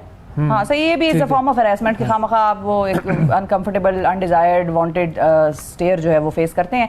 आपने अपने लिए मेजर्स क्या तय किए हैं? कुछ सोचा है कि कभी खुदा ना खास्ता अगर किसी ने कुछ कहने की कोशिश की या पीछा किया या हाथ लगाने की कोशिश की, तो आप क्या करेंगी? मैंने ये सोचा हुआ है कि मेंटली मैं प्रिपेयर होकर जाती हूँ कि अगर किसी ने कुछ इस तरह का करना चाहे तो मुझे रिएक्ट वहीं पर फौरन करना होगा, खुद को बचाना होगा। सही, अल्लाह करे कि ना आपको कभी इस सिचुएशन का सामना करना पड़े। बहुत शुक्रिया माहम। आप दोनों से भी हम चाहेंगे कि जो रिएक्ट करना है औरत ने, हम तो हो जाते हैं खामोश। मुझे एक बुजुर्ग खातून ने बताया, उनके बाल सफेद थे, बाजार में वो फिर रही थी या चल रही थी, उनको किसी ने हाथ लगाया तो, और वो बंदा फिर उनके पीछे चल पड़ा और वो आ रहा है और वो देख रहा है कि बाल सफेद है उस औरत के, बिल्कुल सारा सर चिट्टा जिसको कहते हैं, और वो हाथ लगा रहे हैं। तो हमने उनसे पूछा कि आपने नहीं कुछ कहा कि मतलब आपने कोई शोर मचा देती, आप तो बुजुर्ग है, आदमी आ जाते, इतने तो कर ही देते हैं मदद। उन्होंने कहा कि मैं क्या मैं खामोश खामखा बस मैं चल पड़ी, मेरा अपना काम था, बस मैं जा रही थी। मैंने कहा आपके पास जो केसेस आते हैं, जो रिपोर्ट होते हैं जितने, वो हम क्या करना पड़ता है कि उसमें भी अलग अलग एज ग्रुप्स, कोई भी बुजुर्ग खातून कुछ भी आता है? देखें, बिल्कुल ऐसा ही है। इसमें जो हरासमेंट है इसका शिकार एक पर्टिकुलर एज ग्रुप नहीं है, कोई भी इसका शिकार हो सकता है। लेकिन मैं ये at the cost of repetition दोबारा कहूँगा कि जिस तरह मैडम ने कहा कि अगर कोई जो विक्टिम होता है वो उसके बाद उसको साइकोलॉजिकल इम्पैक्ट उसके ऊपर पड़ता है, लेकिन अगर आप रिपोर्ट करेंगे उस पर पुलिस बिल्कुल एक्शन लेती है। अब हम लोगों ने इस्लामाबाद पुलिस में ये किया है कि हमारा एक इमरजेंसी यूनिट है, डॉल्फिन इमरजेंसी यूनिट के नाम से, उसके अंदर भी फीमेल ऑफिसर्स हैं ताकि फीमेल से बात करने में कंफर्टेबल फील करें। रिसेंटली हमारी एक रिक्रूटमेंट हुई है, उसमें हमारे IG डॉक्टर अकबर नासिर खान ने स्पेसिफिकली मेक श्योर किया कि खवातीन का एक सिग्निफिकेंट पोर्शन हो। अब 208 खवातीन रिसेंट रिक्रूटमेंट में हम लोगों ने किए हैं, और उसका मकसद क्या है? मकसद ये है, देखें, खवातीन पुलिस ऑफिसर्स जब नजर आएंगी रोड पे, बाइक पे, तो फीमेल्स इनकरेज होंगी। इसके अलावा हमारा एंटी राइट यूनिट बन रहा है इस्लामाबाद के अंदर, जो कि 500 ऑफिसर्स के ऊपर मुश्तमिल होगा। उसके अंदर सिर्फ फीमेल्स होंगी और उनको लीड भी फीमेल 50 ASIs करेंगी। अब मेरे पास जिस तरह की कंप्लेंट्स आती हैं, जिस तरह अब आपने एक बुजुर्ग खातून का जिक्र किया, मैं हमेशा से ये कहूँगा कि कोई विक्टिम जब भी उसको हरासमेंट का सामना हो, पहले तो अपनी सेफ्टी का ध्यान रखे। बाज़ औक़ात उसी वक्त उसी मौके पर रिएक्ट करना सेफ नहीं होता। अच्छा। लेकिन आप कोई ना कोई ऐसी उसमें या कोई रिकॉर्डिंग कर लें या किसी ऐसी जगह से गुजर जाएं या उस बंदे की कोई निशानी याद रख लें और हमें बताएं। मैं एक एग्जांपल कोट करूंगा कि एक इसी तरह ऊबर में एक फीमेल पैसेंजर ट्रैवल कर रही थी और उनको भी बाद में फिर मैसेजेस आए, लेकिन शी वॉज वेरी इंटेलिजेंट। उन्होंने गाड़ी का नंबर नोट कर लिया और किसी तरह ड्राइवर की पिक्चर भी ले ली। हमने उसको विद इन अ डे हमने उस बंदे को पकड़ा, प्रोसीड किया उसके अगेंस्ट एज पर लॉ, और वो खातून का सेल्फ कॉन्फिडेंस भी बढ़ गया। She was a student. उन्होंने जाके बाकी स्टूडेंट्स को भी बताया कि पुलिस रिएक्ट करती है, पुलिस आपकी मदद करेगी। बिल्कुल रिएक्ट करें खवातीन, बिल्कुल रिपोर्ट करें। जितनी वो रिपोर्टिंग करेंगी उससे ना सिर्फ अवेयरनेस बढ़ेगी और बाकी लोगों के अंदर भी एक डेटरेंस पैदा होगी कि ये हरासमेंट नहीं करनी चाहिए। इस पे एक कानूनन भी ये जुर्म है और इखलाकी और मॉरली और एथिकली भी ये गलत चीज़ है। बिल्कुल सही। अच्छा, हमारा एक सर्वे जिसके बात कर रहे थे वो हमने अपने सोशल मीडिया पर डाला है। उसमें सवाल ये है कि क्या आपके साथ कभी इस तरह की हरासगी का सामना आपको करना पड़ा है? तो आप वहाँ पर जाकर उसका जवाब दे सकते हैं और आप बताएं कि आप कितने जो लोग हैं उनके साथ ये वाक़यात हुए हैं। तो हम ज़रा इस सवाल के और सर्वे के रिजल्ट जो हैं वो हम आपके सामने देंगे। तो ये स्क्रीन पर सवाल आ रहे हैं, आप इनके जवाब हमारे सोशल मीडिया पर दे सकते हैं। बिल्कुल। तो सीरा साहिबा, अब रिएक्ट कैसे करना है? औरत हो जाती है खामोश और उसके वजूहात हैं दो। एक ये है कि वो कहती है शायद मैं ठीक नहीं हूँ, कपड़े बाल वाल खुला है, दुपट्टा सर पे नहीं है या कुछ इस तरह का, खुद को ब्लेम करेगी। या वो कहेगी कि मैं घर में भी नहीं बता सकती, घर में बताऊंगी तो अब्बू कहेंगे कि कल से बाहर मत निकलो। तो क्या करे औरत, और उस पर्टिकुलर मोमेंट पे क्या करे, और फिर बाद में उससे निकलने के लिए क्या करे ट्रॉमा से? मैं एक तो इसको रिएक्शन नहीं कहूँगी, मैं इसको कहूँगी रिस्पॉन्ड करना। एक एक्शन हुआ है, रिस्पॉन्ड करना ही करना है। And I second to Nausherwan साहब कि yes this needs to be done, इसलिए क्योंकि अगर आपको नफसियाती तौर पे सिर्फ इतना ही पता हो ना कि आप कहीं जा सकते हैं अपनी प्ली लेके, उसमें ही काफ़ी साइकोलॉजिकली आपको काफ़ी सपोर्ट मिल जाती है कि नहीं I am not alone. Feeling of being alone हो जाती है कि बताया तो या तो सेल्फ ब्लेम कि आप निकले क्यों थे, आपने ऐसे कपड़े क्यों पहने, या कोई ना कोई। लेकिन अगर कोई सुनने वाला होता है कि नहीं आपके साथ हुआ है और उसको पकड़ा जाएगा, तो ये साइकोलॉजिकली आपको बहुत सपोर्ट करता है। इसके अलावा आई डोंट नो लॉ में इसकी कितनी गुंजाइश है, बट येस आजकल paper spray, taser, I don't know ये कितने अलाउड हैं, but paper spray is a must. Allowed है? अभी तक कोई इस तरह की कोई हमारे पास लीगल प्रोविजन नहीं है कि हम किसी को रोकें पेपर स्प्रे इस्तेमाल करने से। लेकिन जो टेजर्स हैं, टेजर्स का बाज़ औक़ात उनका जो वोल्ट होता है वो ज़्यादा होता है, वो नुकसान भी हो सकता है। लेकिन सेल्फ डिफेंस के लिए अगर आप करेंगे तो उसमें बिल्कुल पुलिस जो है वो विक्टिम में और जो एक कल्प्रिट होगा उसके अंदर हम ज़रूर डिफ्रेंशिएट करते हैं कि किन सर्कमस्टांसेस में वो चीज़ इस्तेमाल की गई है। लेकिन ये है कि ये तो ज़रा एक नेक्स्ट लेवल, ज़रा ज़्यादा सीरियस किस्म की हरासमेंट है। लेकिन हम जिस हरासमेंट की बात अभी हम चाह रहे हैं, बस में है कोई लड़की किसी को टच किया तो वो लड़की टेजर का इस्तेमाल करेगी या? आई एग्री कि आपको सिचुएशन देखनी है। हर सिचुएशन इतनी सेफ नहीं होती कि उसी वक्त किसी किस्म का रिस्पॉन्स दिया जाए। कभी कभार जो हम कह रहे हैं खामोशी अगर नहीं भी तो फिर कुछ ना कुछ स्मार्ट तरीके से आपको मूव करना होता है। सबसे पहला स्मार्ट तरीका हम ये कहते हैं इवन साइकोलॉजिकली कि make it known to the people, शोर मचाएं। हाँ, अगर आप शोर नहीं भी बचा रहे, आप इस तरह से ऑब्वियस कर दें अपनी जगह चेंज करके या लुक से या डिस्कम्फर्ट को बार बार शो करके कि बाकी 2-3 जो लोग हैं उधर अराउंड उन्हें पता चल जाए। उससे जो भी परपेट्रेटर है वो थोड़ा सा अलार्म हो जाएगा और मे बी नेक्स्ट मूव या कंटिन्यूड मूव ये ना करे। सही। इसके अलावा अगर आप इतने सिक्योर हैं तो फिर आप जरूर शोर मचाएं, या फिर आप अगर बिल्कुल तन्हा हैं तो फिर आप शोर मचाएं कि कहीं से आप अट्रैक्ट कर लें, या फिर ये इस्तेमाल कर लें जो आपके पास, या फिर जो आप कह रही हैं बहुत लेवल अगर नेक्स्ट चला जाए then paper spreads yes you, क्योंकि थोड़ा सा टाइम बाय करना होता है भागने के लिए। एक और कॉलर है हमारे साथ, समीउल्लाह साहब है जी। अस्सलाम वालेकुम। अस्सलाम वालेकुम, हाफिज मोहम्मद समीउल्लाह बात कर रहा हूं जी जनाब, मंडी बहावलदीन से। सर जी सर फरमाइए। सर पहले तो मैं बहुत ज़्यादा शुक्रिया अदा करूंगा कि आपने ये हरासमेंट के बारे में प्रोग्राम शुरू किया है। तो कभी आपने देखा किसी को करते हुए? जी सर, पाकिस्तानी होने के नाते मुझे बहुत ज़्यादा शर्मिंदगी होती है कि हम जब अपने माशरे में ये सुनते हैं कि आज किसी की बच्ची को हरासा किया गया, आज फलां की बच्ची को, आज बच्चों को हरासा किया गया है। एज अ मुस्लिम हमें ये ऐसा नहीं करना चाहिए। हमारा काम बनता है हम दूसरों को सबक दें। हम एज अ मुस्लिम ये काम करेंगे तो आउट कंट्री वाले गैर मुस्लिम तो कुछ सबक नहीं सीख सकेंगे। अच्छा, कभी मुझे एक बात बताइएगा, कभी आपकी किसी जानने वाली खातून ने या किसी घर की खातून ने, ना करे किसी के साथ ऐसा हो, लेकिन कभी किसी ने बताया कि कुछ इस तरह का मामला हुआ है? नहीं, मेरी फैमिली मेंबर में कभी ऐसा नहीं हुआ। अदरवाइज अखबार में देखते रहते हैं। आई थिंक मैं एक दफ़ा ट्रैवल कर रहा था, मैं बहावलपुर से जा रहा था डिस्ट्रिक्ट मंडी बावलदीन, तो लाहौर मैंने स्टे किया, वहाँ से मैंने दूसरी गाड़ी पे बैठना था। वहाँ मेरे साथ ये थोड़ा इशू बना था, लेकिन अल्लाह पाक ने मुझे बहुत ज़्यादा सेव किया वहाँ पे। वो क्या था इशू, अगर आप बता सकें? जी, वो क्या इशू था, अगर आप बता सकें हमें मुख्तसरन?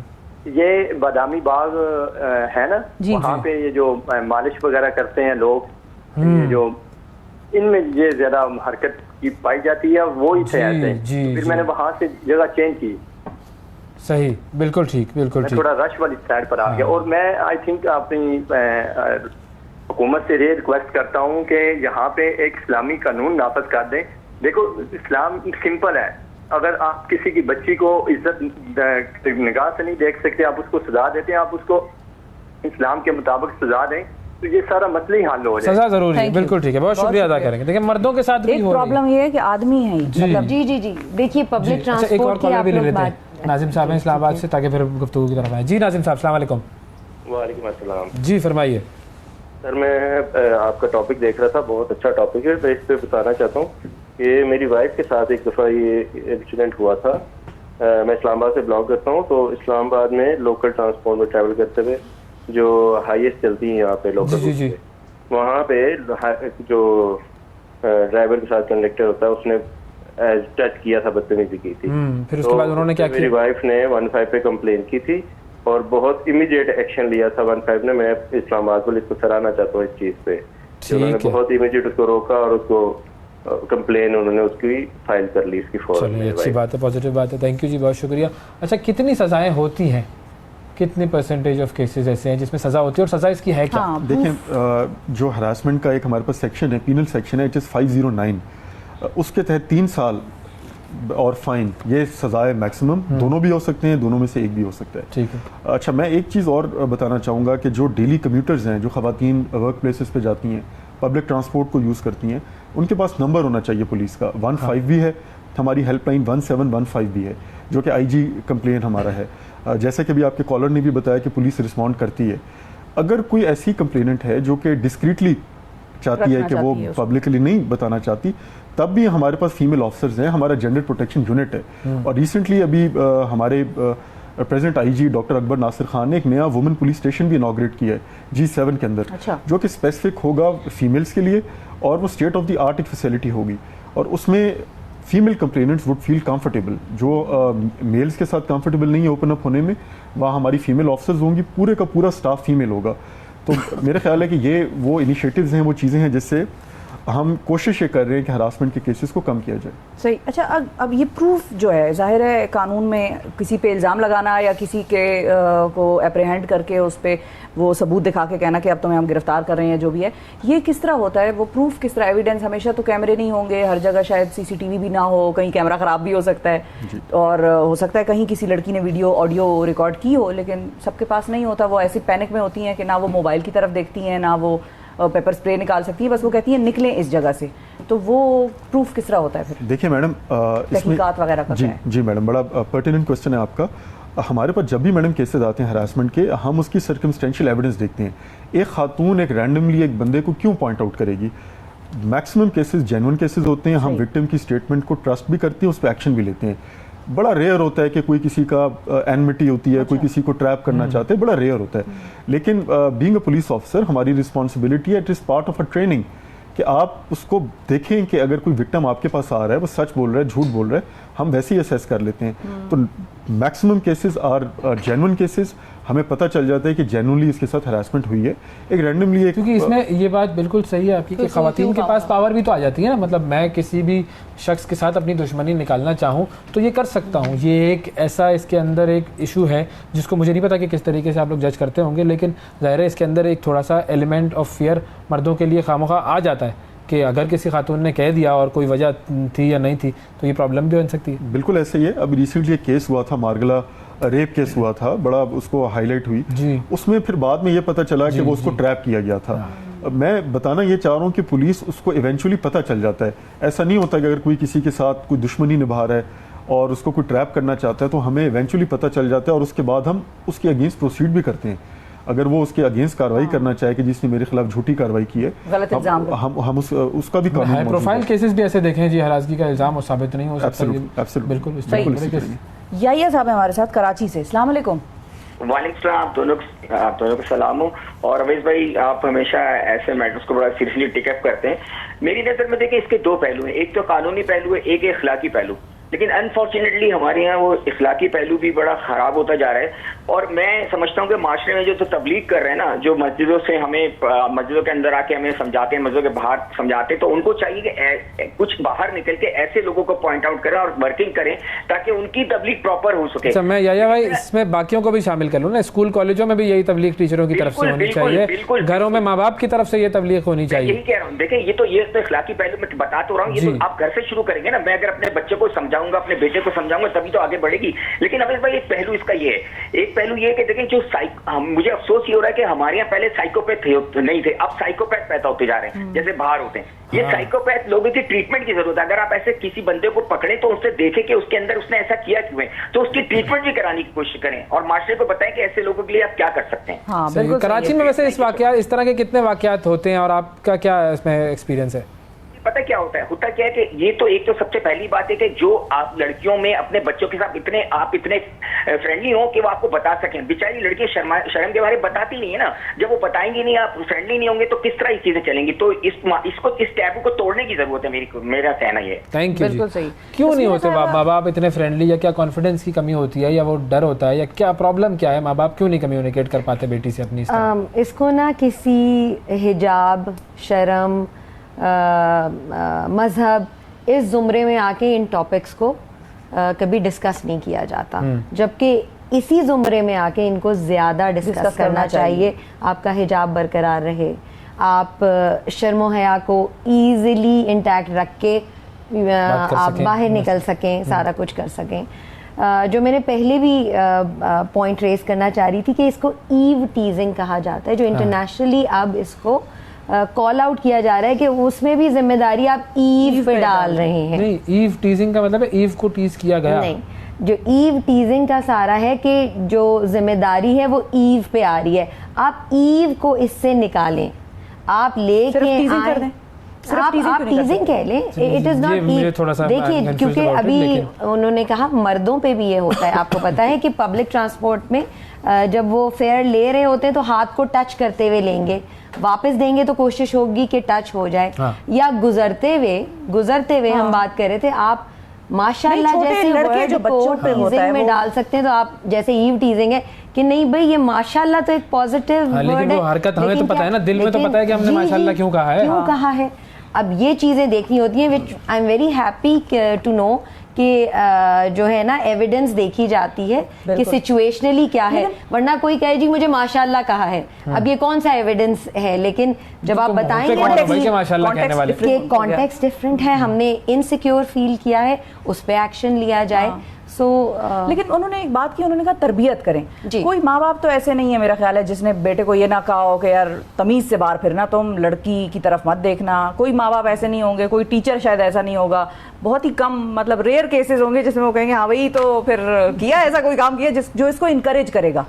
तो ये चीज मतलब तरबियत तो हो रही है, नहीं, प्रॉब्लम कहाँ तरबियत नहीं हो रही है, तरबियत नहीं हो रही है। मैं बहुत छोटे से यूं स्टार्ट करूंगी कि मैंने छोटे बच्चों की मदर्स को देखा है कि वो पैम्पर चेंज कर देती हैं छोटे बहन भाइयों के सामने। नहीं, आप जैसे ही उन्हें ये बताएंगे कि मैंने पैम्पर चेंज करना है, आप आंखों पे हाथ रख लें, अगर इतना छोटा बच्चा है कि उसे पास ही रखना है दूसरे को, या आप टर्न अराउंड, या आप कहें कि जी जब आप बच्चों के कपड़े चेंज करा रहे हैं तो आप कह रहे हैं कि ओके मैं आपको हेल्प करती हूँ, मामा कह रही हैं, लेकिन मैं आंखें बंद कर रही हूँ अब कि ये जो तरबियत है ना, इसमें कमी है। आप अक्सर देखेंगे कि बड़े बिल्कुल इस बात का एहतियात नहीं करते कि कोई एडल्ट टॉपिक डिस्कस हो रहा होता है और बच्चे कमरे में मौजूद हैं, तो आप उनकी बाउंड्रीज कहाँ से कहाँ लेके जा रहे हैं, तो ये तरबियत में नहीं आ रहा। और जब when they come of age, puberty और इस उसमें, तो आप खुल के इन टॉपिक्स को डिस्कस कीजिए। बिल्कुल सही है। नौशरवान साहब, सजाओं के हवाले से मैं पिछले दिनों एक खबर पढ़ रही थी कि बरतानिया में एक ट्रेन में एक औरत को हरास किया गया। उस बंदे को ट्रेन से निकलने से पहले ब्रिटिश पुलिस ने पकड़ा और फिर उसका केस जो भी चला और उसकी सजा क्या हुई। अब सजा सिर्फ जेल और फाइन नहीं हुआ, सजा उसका सोशल बॉयकॉट भी हुआ। उन्होंने उस पर अगले 10 साल के लिए पाबंदी लगाई और वो मॉनिटर्ड होगा। उसको ये कहा जाहिर है उन मुआशरों में तो खुला है ना कि आप लड़की से बात करें, मिलें, बैठें, फिर आगे मरासिम आप लोगों के बढ़ें। उन्होंने उस पर पाबंदी लगा दी। तुम किसी लड़की के साथ रिलेशनशिप में नहीं जा सकते, तुम किसी को अनवांटेड तरीके से अप्रोच नहीं कर सकते unless she expresses and she wants to talk to you. ये जो सोशल बॉयकॉट का कॉन्सेप्ट है, ये हमारे यहाँ सजाओं में क्या नहीं लाया जा सकता कि उसके साथ कोई कारोबार ना करे, मिसाल के तौर पे उसको कर्जा ना दें आप अगले 5 सालों के लिए, उसके घर वाले, मतलब जाहिर है उसके अब दोस्त भी जो बंदा है, हाँ, वो पब्लिक ट्रांसपोर्ट में ना चढ़ सके, उसका कोई ऐसा ब्लैक कार्ड उसको इशू हो जाए कि वो नादरा में हो, पासपोर्ट लेते हुए वो जाए, वीजा अप्लाई करे, ये चीज़ वहाँ पर अपेयर हो, मतलब उसको प्रेशर फील हो अपने ऊपर फॉर द नेक्स्ट 10 ईयर्स और सो। ये मैं आपको इसके बारे में बता देता हूँ। एक तो कानूनी कार्रवाई होती है उसके अगेंस्ट। सेकेंडली ये होता है कि जो हैरेसर्स होते हैं, जो कि जेन्युइन एक हैबिचुअल हैरेसर्स हैं, उनकी हम नेमिंग एंड शेमिंग करते हैं। वो जो नेमिंग और शेमिंग है वो वही सब चीज़ें हैं जो कि जिनका आपने जिक्र किया। उनकी तस्वीरें लगाई जाती हैं सोशल मीडिया पे, उस पब्लिक ट्रांसपोर्ट वाली जगह पे उसकी तस्वीरें लगाई जाती हैं, पब्लिक प्लेस पर उसकी तस्वीरें डिस्प्ले की जाती हैं, उसकी फैमिली का उसके ऊपर प्रेशर होता है। फिर देखिए, ये ऐसा नहीं होता कि एक बंदे के ऊपर FIR हो जाए and then he will be scot free. उसका एक क्रिमिनल रिकॉर्ड बन गया है। अब जहां भी जाएगा पुलिस क्लियरेंस उसको चाहिए, उसके रिकॉर्ड में आएगा, बाहर ट्रैवल करेगा उसके रिकॉर्ड में आएगा, किसी जगह जॉब के लिए अप्लाई करेगा, किसी जगह रिश्ते के लिए अप्लाई करेगा, वो चेक करेंगे, पीछे से उसका रिकॉर्ड आएगा। अब रिकॉर्ड में अगर ये लिखा हुआ कि ये हैरेसमेंट के केस में गया है और उसके अंदर इसको सजा हुई है, तो आप खुद अंदाज़ा लगा लीजिए कि मुआशरा उसको किस तरह से देखेगा। सही। और एक चीज़ मैं और कहना चाहूँगा कि ये जो हैरेसमेंट है, ये किसी टिपिकल सोशल क्लास को रिफ्लेक्ट नहीं कर रही है। ये हर सोशल स्टेटा में ये चीज़ है, लोअर क्लास हो, हायर क्लास हो, फाइनेंशियली बेहतर क्लास हो, वहाँ भी हमारे पास विक्टिम्स आते हैं। तो ये इररिस्पेक्टिव ऑफ सोशल डिफरेंसेस ये चीज़ है। उस पर आप रिपोर्ट करें, पुलिस उसमें आपकी मदद करेगी, उस पर हम एक्शन लेंगे। खामोश नहीं रहना, खामोश रहना is should never be an option. एक और कॉलर है जी हमारे साथ। अस्सलाम वालेकुम। जी अस्सलाम वालेकुम सर। जी भाई फरमाइए, क्या कहेंगे? मैं प्रेम कोट नत्ता आजाद कश्मीर से बात कर रहा हूँ जी सर। हमारे गांव में एक लेडीज को उस एक बंदे ने मार दिया, बहुत मतलब डंडे से, उसके बाद लाते वगैरह मार दी। फिर उसके बाद जब वो जिरका कचहरी की क्या होता है ना, वो आके बैठ के वो कह रहे कि गलती लेडीज की, जबकि उन्हें बंदे ने लाते भी मार दी, 2-3 डंडे भी मार दिए। अब जिरका आ गया, जिरके ने रात को काम खत्म कर दिया कि भाई ये लेडीज की गलती है, जबकि कानून मौजूद है सर। ये जिरका कचहरी जो होती है ना, ये जो मसला खराब कर देता है। अब उसकी टांगों में भी उस बंदे ने लाते मार दी और 3 डंडे भी मार दिए। बिल्कुल ठीक है, बिल्कुल सही। ये भी एक ज़ाहिर है एक अलग इसका अच्छा, एस्पेक्ट इसके है। दो वो हैं देखने के तरीके। कुछ लोग जिरगे को सपोर्ट भी करते हैं और कई जिरगों से फैसले बड़े सॉलिड भी आते हैं। पंजाब पुलिस ने तो जिरगों का निजाम जो है वो शुरू भी किया है कि थाने की सतह पे जिरगा होगा, जूरी जिसको सेटल करेगा। नौशरवान साहब, उन्होंने कहा जिरगे के फैसले होते हैं वो खराब कर देते हैं। कुछ जगहों पर जिरगे अच्छे फैसले करते हैं, कुछ जगहों पर बुरे फैसले करते हैं। अब ये जो जूरी सिस्टम है जिसमें इन दोनों सिस्टम्स को एमलगमेट किया है हमारी पुलिस डिपार्टमेंट में, ये कितना फ़ायदेमंद है और काम कैसे करता है, फंक्शन कैसे करता है? मैडम, जिरगे की जो प्रेडिक्विजिट है वो ये है कि दोनों पार्टीज एग्रीड हो। जिरगा बैठता ही तब है जब दोनों की तरफ से एक कंसेंट दिया जाता है कि जो जिरगे का जो भी फैसला होगा वो हम कबूल करेंगे। तो पहली तो मैडम इसकी प्री कंडीशन ये है, अगर आप जिरगा नहीं चाहते तो मेरा नहीं ख्याल कि कोई फोर्सफुली आप पे मुसल्लत करेगा। इसमें मैडम एक वे आउट मैं बता देता हूँ आपके शो से कि अगर किसी भी खातून को वायलेंस का सामना करना पड़े तो वो फौरी तौर पर मेडिकल करवा ले। अच्छा, मेडिकल एक ऐसी चीज़ है कि कल कोई भी फैसला हो जाए वो चीज़ स्टे करती है। मेडिकल के ऊपर बहुत सारी ऐसी दफात हैं जो कि पुलिस उनके ऊपर एक्शन ले लेती है। अगर आपका मेडिकल हो गया तो it is a solid piece of evidence, इसको फिर आप रिफ्यूट नहीं कर सकते। किसी भी गवर्नमेंट जो भी फैसला कर ले, अगर आपके पास मेडिकल है तो उस पर FIR हो जाएगी। सही है। अच्छा, और जो बिल्कुल वो वाले जिरगे हैं जिनका कि पुलिस से कोई ताल्लुक नहीं है, जिस तरह खैबर पख्तूनख्वा या बलूचिस्तान के इलाकों में होते हैं, उनका क्या होता है फैसले का? अगर कोई ना मानना चाहे वो फैसले, तो क्या वो भी पुलिस के पास आके कह सकता है कि मुझे तो इसको सजा ही दिलवानी है, इन्होंने उसको लीनियंट तरीके से ट्रीट किया? बिल्कुल मैडम, जिरगा जो है वो तो एक पैरेलल एक सिस्टम है ना। अगर वहाँ किसी का मामला रिजॉल्व हो जाता है, गुड इनफ। नहीं होता तो जो लीगल रेमेडी है वो तो रहती है। जिरगे से ये नहीं होता कि आप कानूनी जो आपका एक रास्ता है वो बंद हो जाता है, वो हमेशा रहता है। अगर आप मुतमईन नहीं हैं तो आप कानूनी तौर पे आएँ, हम आपकी हेल्प करेंगे। सही। अच्छा, फाइनली तस्मीरा साहब आपसे मैं पूछना चाहूँगा कि आपने एक बात की कि भाई वो माशाल्लाह कहना जो है वो भी एक हरासमेंट हो जाता है, ठीक है, और कौन कौन सी फॉर्म्स हैं या कैसे प्रैक्टिकली किस तरह हरासमेंट होती है? ऐसा नहीं कि मुझे पता नहीं है, लेकिन मैं चाहूँगा कि आप बताएं कि क्या क्या फेस करना लोग आपके पास आते हैं और वो करती हैं एक्सप्रेस। कहना भी एक अगले दर्जे का है, घूरना वो तो अब नेशनल कैरेक्टर है ना, मतलब बिल्कुल हमारा घूरना तक हैरेसमेंट की फॉर्म है। कोई भी ऐसी चीज़ जो दूसरे किसी को अनकंफर्टेबल कर ले। काफ़ी दफ़ा ये करते हैं लोग, फीमेल टीचर्स होती हैं और अगर वो मेल स्टूडेंट्स को पढ़ा रही हैं तो फिर वो आवाज़ें निकालते हैं और पता भी नहीं चलता। दैट इज़ ऑल्सो हैरेसमेंट, ठीक है। अगर किसी को आप अनकंफर्टेबल कर रहे हैं किसी भी फॉर्म से, आवाज़ निकाल के, घूर के या अपने साथ कुछ करके, यानी आप अपने कपड़ों को ख़ास तरीके से छेड़ सकते हैं या कोई ख़ास आवाज़ निकाल सकते हैं खुद ही, लेकिन उससे दूसरा अनकंफर्टेबल हो रहा है, दैट इज़ हरासमेंट। बाकी तो आपको पता है कि whether it be pinching, touching, calling names, इस तरह की सारी चीज़ें, फॉलोइंग, पब्लिक ट्रांसपोर्ट में गियर चेंज करते हुए हाथ लगा देना, गियर चेंज करते हुए हाथ लगा देना। मतलब वन ऑफ माय पेशेंट्स, उसने वहाँ से खुरचते खुरचते अनकॉन्शियसली अपने आप को वो जख्म बना दिया और जख्म को हील नहीं होने देती थी। इस तरह के साइकोलॉजिकल इम्पैक्ट्स आते हैं और करने वाले को लगता है किया क्या है, गियर चेंज किया है और हाथ रख गया। नहीं, आप इतने केयरफुली चेंज करेंगे, एक तो एक की सीट पे दो को नहीं बिठाएंगे और इतने केयरफुली जरूर करेंगे कि आप नहीं टच कर सकते हैं। बहुत शुक्रिया। क्विकली सिर्फ एक चीज़, मोबाइल फ़ोन से तस्वीरें लेना जो होता है, अक्सर बैठे हुए हैं ऐसे। जी बिल्कुल। अब मैं नहीं कह सकती कि वो ले रहा है नहीं ले रहा है, लेकिन मुझे समझ आ रही है कि वो ले रहा है, तो इसमें हमारे कोई कानून में है शेख तस्वीर लेना, वीडियो बनाना बगैर कंसेंट के? बिल्कुल मैडम, वो खातून हमें रिपोर्ट करे, जो विक्टिम है जिसको लग रहा है। हमने इस तरह के केसेस किए हैं, हमने वो सेलफोन बाकायदा चेक करवाया उनको, और अगर उसमें कोई इस तरह की तस्वीर थी तो उसके खिलाफ हमने प्रोसीड भी किया है।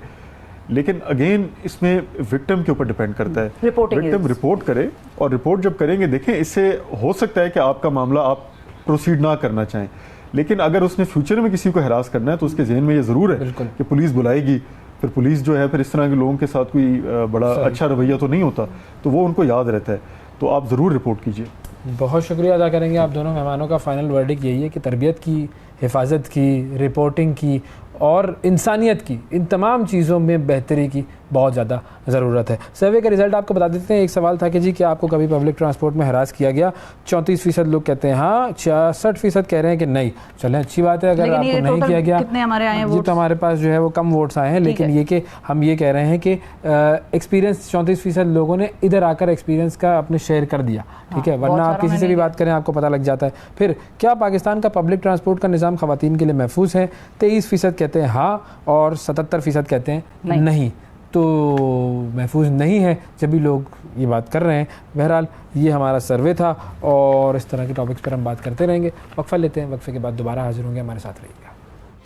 सुबह सवेरे पाकिस्तान, सुबह सवेरे पाकिस्तान, सुबह सवेरे पाकिस्तान। वेलकम बैक जी। इंडोनेशिया एक बरादर इस्लामी मुल्क है और मुसलमानों की सबसे ज़्यादा आबादी इंडोनेशिया में है। आज यानी कि 17 अगस्त को इंडोनेशिया का इंडिपेंडेंस डे मनाया जाता है। एडम टोगियो साहब, हिज एक्सीलेंसी, जो कि एम्बेसडर हैं इंडोनेशिया के पाकिस्तान में, वो हमारे साथ मौजूद हैं। अस्सलाम वालेकुम sir. Assalamualaikum salam. Thank you for coming. Thank you for joining us. Congratulations. Very happy independence to you. Thank you so very much, always, and Tanziba. Thank you. So we read a lot about independence of Pakistan, obviously, but this is the same month. Can you tell us about the independence struggle and the history of independence of Indonesia? Well, the same. I think we were under Dutch colonial at that times, and interrupted by Japanese for a short period of time, like 3.5 years during proceedings to the World War II. And I think on August, the founding fathers of Indonesia, President Sukarno, then proclaimed our independence. That was on the 95, but the stories actually went because the Dutch went back to Indonesia, wants to retake the control. So until 50s, actually, there is still war of fightings between Indonesia, the newly independence of Indonesia, with the Dutch, and in some segment of our histories, that's the roles of Pakistan at that time. So the roles of 600 of soldier Muslims soldier from India at that time, who were sent by the British to wants to help the Dutch to retake the Indonesias, but Quaid Azams make very clear instructions that the same Muslims brothers should be hand in hand in fighting the colonial. So alhamdulillah that but we treasures our bonds, our histories, and as I mentioned to you when we celebrate Golden Jubilee in 1995, we awarded the highest civilian award to Quaid Azams, and also to the living Pakistani soldier. Highest Indonesian Civil Award to Quaid Azam, mashallah, great. Bilkul. Acha, what are the collaborative efforts and how are they helping people in the communities here in Pakistan? What are the collaborative efforts between Indonesia and Pakistan? Yeah, we've been focusing on two things actually, because we believe our political collaborations already have a strong foundations. Now I'm focusing on the economic diplomacies and the building of, strengthening the cultural bonds between people to people of the two countries. On the economic front, I think the two countries also, if you look at the statistic, compare the situations like 10 years ago, we saw the graphic trajectory is positive. The values increasing after we concluded the preferential trade agreements on 2013, and last year's we reached 4.2 billion US dollars. It's a huge number, especially if we compare the situations before we concluded the PTAs. Now we want to expand it further because we see a lot of potentials in terms of trade between the two countries. If you look at once again the items, we are focusing, we export mostly on palm oil and coal, but other than that, probably only less than 20%. So we need to diversify. Likewise, we buy product from Pakistan also, mostly on agricultures and I guess to some extent leather products, which we believe there's a lot of potential. For instance, garment. People in the world knows that the best garment producer is Pakistan. If you want to find a good quality of garment, then Pakistan's. But some raw materials may come from Indonesia, like the vinyls, the cotton. So why not we team up? Now we have a lot of a market, niche market. For instance, the anti-scratch garment for military, or anti-fire garment for firefighters, or even for health professionals. They have also antibacterial as a garment. So I think all those probably in terms of the market is not big, but the player is very limited. So I think that's something that the two countries needs to work together. Right, but can we talk about and do something about the educational collaborations between the two countries in the field of education? Like Pakistan has Pak Turk schools, so it is a collaborative effort between Pakistan and Turkey. So can we not have such a thing with Indonesia? Well, thanks for raising this issue, Ziva. I think education, that's the second part. The second actually, the second priority for me here in Pakistan. I see the last 3 years, once again, there is a lot of interest from Pakistani students to studies to Asia. I know that Pakistan, they want to study usually to Europe and USA. But nowadays, more and more students come to Asia. China, Japan, and Indonesia. And this is good news I would like to share with you. In the last 3 years, the government of Indonesia provided fully funded scholarship supported by the governments and private universities in Indonesia.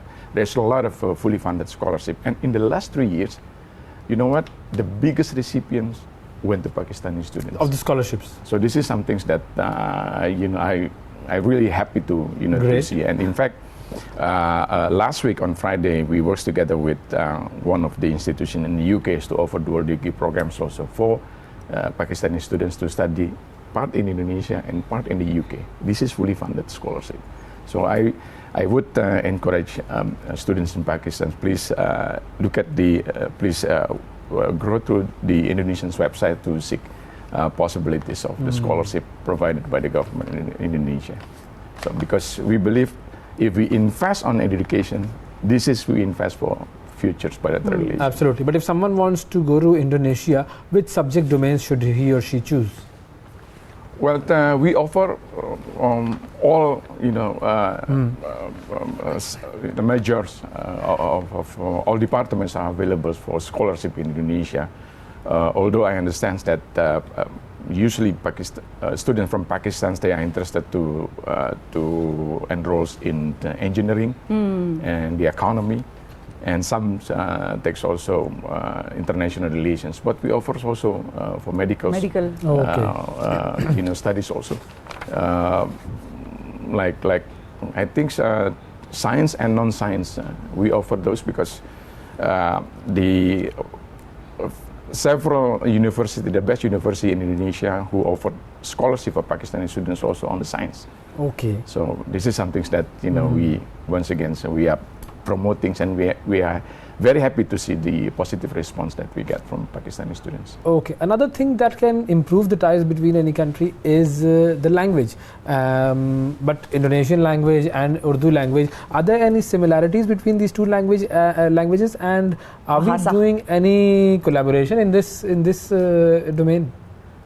Yeah, you're right. I think learning languages is very important once again to make us closer.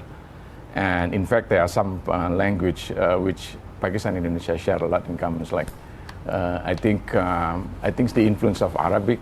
Yes, on both the languages. Or, how do you call it?